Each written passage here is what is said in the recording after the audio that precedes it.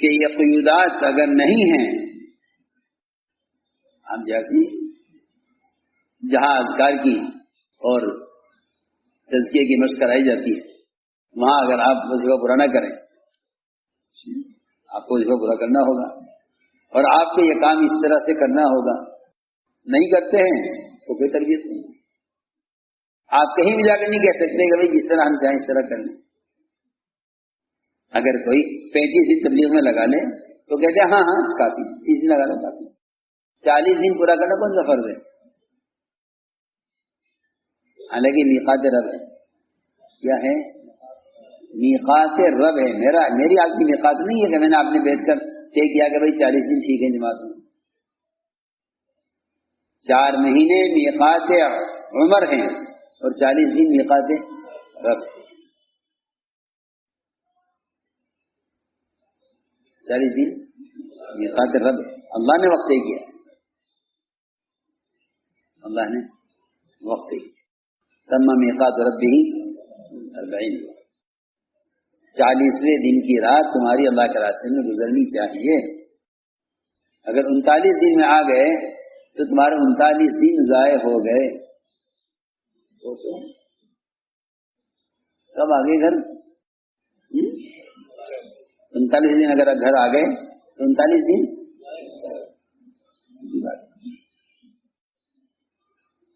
کوئی کام اس وقت تک نتیجہ خیز نہیں ہوگا جب تک اس کو کمال تک نہ پہنچایا جائے۔ میں مثال دیتا ہوں، آدھا دن آپ کے کام کا، آدھا دن آپ کی ضروریات کا، آرام کا، اگر 40 دن سے آدھا دن کیا جائے تو 20 دن بنتے ہیں۔ 42 دن سوچا جائے بھائی سفر سے واپسی پر یہاں ہوتے ہوئے تو آدھا 21 دن بنتے ہیں۔ 21 ہی دن میں مرغی انڈے سے بچہ نکالتی، ایک دن بھی کم زیادہ نہیں ہے۔ آپ چاہیں 20 دن نکل جائیں، وہ 21 دن چاہیے، مثال ہے۔ تو میں نے عرض کیا کہ اگر قیودات نہیں ہیں تو کوئی تربیت نہیں، کوئی تربیت نہیں۔ یہ میقات رب ہے، اور اس کے پورا نہ کرنے پر صحابہ کرام کی طرف سے ڈانٹ بھی ہے اور خلفائے راشدین کا اس پر انکار بھی ہے۔ ایسا نہیں ہے کہ مشورے والے نے بیٹھ کر وقت ہی کیا ہے، اس کام کے سارے اصول منصوص بھی ہیں اور بعض اصول مسنون بھی ہیں اور بعض اصول خلفائے راشدین سے ثابت بھی ہیں۔ جماعت روانہ کی عمر رضی اللہ عنہ نے، اس جماعت نے انتظار کیا اگلی جماعت کے آنے کا، عمر بھول گئے جماعت بھیج کر، انتظار کرتے کرتے کرتے جماعت واپس آئی، عمر نے ڈانٹا ان کو، خوب ڈانٹا، حالانکہ صحابہ تھے، کبار صحابہ تھے اس جماعت میں، عمر نے سخت ڈانٹ پلائی، کیسے واپس آ گئے؟ نے کہا عمر آپ تو جماعت بھیج کر بھول گئے، اگلی جماعت آپ نے بھیجی نہیں، اور آپ نے تو وہ کام جو سنت چھوڑ دی جس کا اللہ کے نبی نے حکم دیا تھا کہ ایک جماعت کی واپسی سے پہلے اس علاقے میں اگلی جماعت پہنچ جانی چاہیے۔ اس طرح صاحب میں عنوان قائم کیا ہے تعقیب الجیوش کا، کیا عنوان قائم کیا؟ یہ بات اس لیے کہتا ہوں کہ لوگ اس کام کو اس زمانے کی تنظیم نہ سمجھیں، کام کے زمانے کی تنظیم نہ سمجھ۔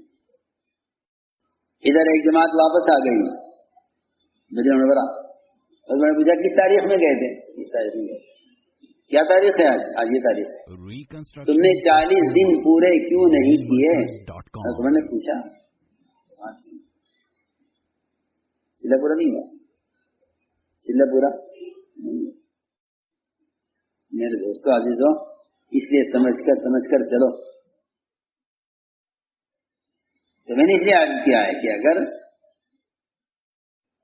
امیر کے امر کا امتثال اور اس کی پابندی نہیں ہے تو وقت ضیاء ہے، صاحب بات، وقت ضائع کرنا ہے۔ اللہ کے راستے میں نکلنے میں ذمہ دار کی اطاعت کرنا. اور یہ بات یاد رکھو کہ اللہ تعالیٰ نے اطاعت میں اتنی وسعت رکھی ہے کہ جب تک تمہیں امیر نماز چھوڑنے کا حکم نہ کرے یا صراحتاً کفر کرنے کا حکم نہ کرے وہاں تک اس کی اطاعت کرنی. کہاں تک بات ماننی ہے؟ اتنی وسعت اس لیے رکھی ہے تاکہ امت کی اجتماعیت برقرار رہے. یہ سمجھنے کی بات یہ وسعت کیوں ہے؟ کبھی بھی جزیات کی وجہ سے اختلاف کبھی نہ کرنا. اس لیے اتنی وسعت رکھی گئی ہے اطاعت میں کہ جب تک تمہارا امیر تمہیں کفر کرنے اور نماز پڑھنے کا حکم نہ دے وہاں تک تمہارے ذمہ بات ماننا ہے. آپ یہ کہہ ہی نہیں سکتے کہ نہیں یوں مانیں گے، یوں نہیں تو یوں مانیں گے. گنجائش. دیکھو صحابہ کرام اپنے ذمہ داروں کے ساتھ کیسے چلتے تھے اور کیسے اطاعت کرتے تھے. فرماتے ہیں ابو مالک اشعری رضی اللہ تعالیٰ عنہ کہ حضور اکرم صلی اللہ علیہ وسلم نے ہمیں ایک جماعت میں بھیجا اور ہم پر سعد بن ابی وقاص کو امیر بنایا. ہم چلے یہاں تک ایک جگہ جا کر قیام کیا. ایک آدمی کھڑا ہوا، اس نے کہا امیر صاحب سے، اس نے اپنے کجاوے کے اوپر اپنا کجاوا باندھا سواری پر. تو میں نے اس سے کہا، وہ ہمارے شریک تھے، میں نے اس سے کہا کہ کہاں کا ارادہ ہے، کہاں جا رہے ہو سواری پر کجاوا باندھ کر؟ کہنے لگا کہ میں اپنی سواری کو چرانے کے لیے لے جانا چاہتا ہوں. میں نے کہا دیکھو ایسا ہرگز نہ کرنا، ایسا مت کرنا جب تک تم امیر صاحب سے اجازت نہ لے لو اور پوچھ نہ لو اس وقت تک ایسا ہرگز نہ کرنا. چنانچہ کہتے ہیں کہ ہم آئے موسیٰ شاہی کے پاس، ہم نے اس کا ذکر کیا کہ جی ہم یہ آدمی اپنے اونٹ کو چرانے کے لیے جانا چاہتا ہے.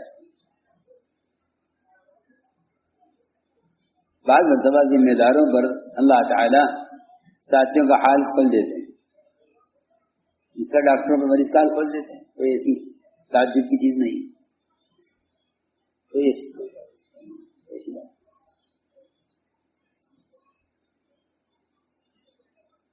اگر پوچھا تو نے کہا نہیں سچ بتاؤ تمہارا کیا ارادہ ہے؟ کہا جی ہم تو کہہ رہے جانور کو چارہ دینے کے لیے جانا چاہتا ہوں. کہا شاید تو گھر جانا چاہتا ہے. شاید تو گھر جانا چاہتا ہے. کہا نہیں گھر کیا مطلب جانے کا، میں تو آپ سے کہہ رہا ہوں کہ جانور کو چارہ دے کے آتا ہوں ابھی. فرمایا دیکھ سوچ سمجھ کے بول کیا بول رہا ہے، غور کر کے بول کیا بول رہا ہے. اس نے کہا نہیں میں تو اپنے جانور کو چارے دینے کے لیے جا رہا ہوں. فرمایا اچھا جاؤ. چنانچہ وہ گیا اور رات کو بہت دیر سے واپس آیا.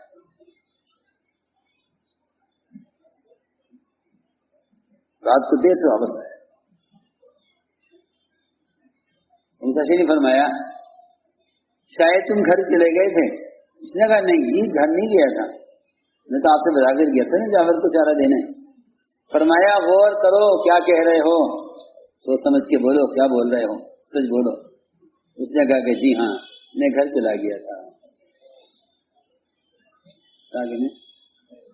تو کوئی بات ہی نہیں، چلا جا رہا.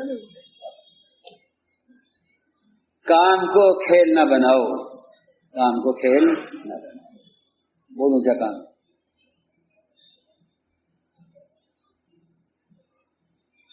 اس نے اقرار کر لیا کہ ہاں جی میں گھر چلا گیا تھا. ابو ظفر نے فرمایا کہ تیرا جانا بھی جہنم میں تھا اور تیرا اپنے گھر کے درمیان جتنی دیر تو رہا اتنی دیر بھی تو آگ میں رہا اور واپس آنے تک بھی تو آگ میں رہا.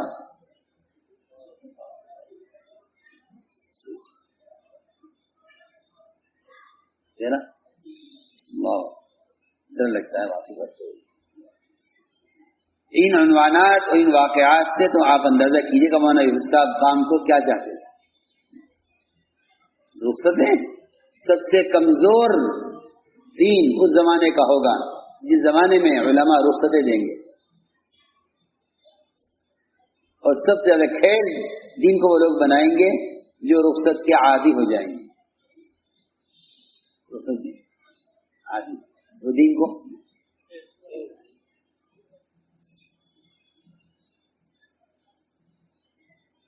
اور یہ خیر بنانے کی بات ہے کہ سوال کر کے لاؤ دلیل لاؤ, فرض ہے سیدھا لگانا. کسی چیز کا انکار کرنے کے لیے اس پر فرض کا سوال کیا جاتا ہے.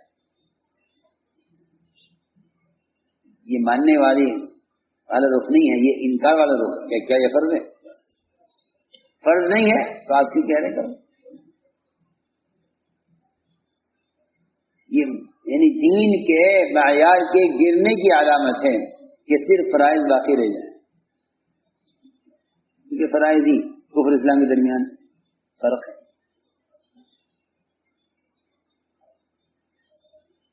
تو یہ فرمایا کہ تیرا چلنا بھی آگ میں تھا اور تیرا اپنے گھر میں بیٹھے رہنا بھی آگ میں تھا اور تیرا واپس آنا بھی آگ میں تھا. پھر یہ فرمایا ان صاحب سے کہ تم ایک رات یا صبح سے شام تک کے لیے گھر چلے گئے تھے, اب تم 40 دن دوبارہ شروع کرو.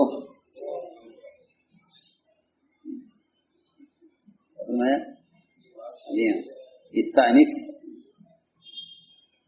40 دن دوبارہ شروع کرو.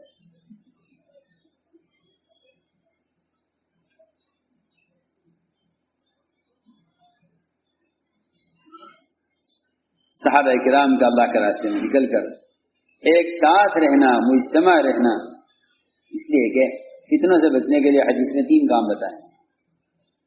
فتنوں سے بچنے کے لیے حدیث میں 3 کام بتائے. عموم میں رہو, جماعت کے ساتھ چمٹ کر رہو, جماعت سے الگ مت ہو, اور تیسرا کام بتایا کہ مسجد کو لازم پکڑ لو. 3 کام کرو تو فتنوں سے بچ جاؤ. چنانچہ فرماتے ہیں ابو ثعلبہ خشنی رضی اللہ تعالی عنہ کہ صحابہ کی عادت تھی, معمول یہ تھا کہ جب کہیں اترتے تو الگ الگ گھاٹیوں میں, وادیوں میں, درختوں کے نیچے, جس کو جہاں سایہ ملے, جس کو جہاں کسی چٹان کے نیچے سایہ ملے, وہ الگ الگ وادی میں بکھر جایا کرتے تھے. آپ نے فرمایا صحابہ کو دیکھ کر کہ تمہارا یہ بکھر کر رہنا گھاٹیوں میں اور وادیوں میں یہ شیطان کا عمل ہے, یہ شیطان کا عمل ہے. چنانچہ اس کے بعد تو صحابہ نے سنتے ہی ایسے آپس میں مل مل کر لیٹتے تھے اور ایسے جگہ مجتمع رہتے تھے کہ جہاں بھی قیام کرتے وہاں صحابہ آپس میں قریب قریب لیٹتے. اتنا مل مل کر لیٹتے کہ اگر ایک چادر پر ڈال دی جائے تو سب کے لیے کافی ہو جائے. صاحب معاذ جوہنی کہتے ہیں, والد سے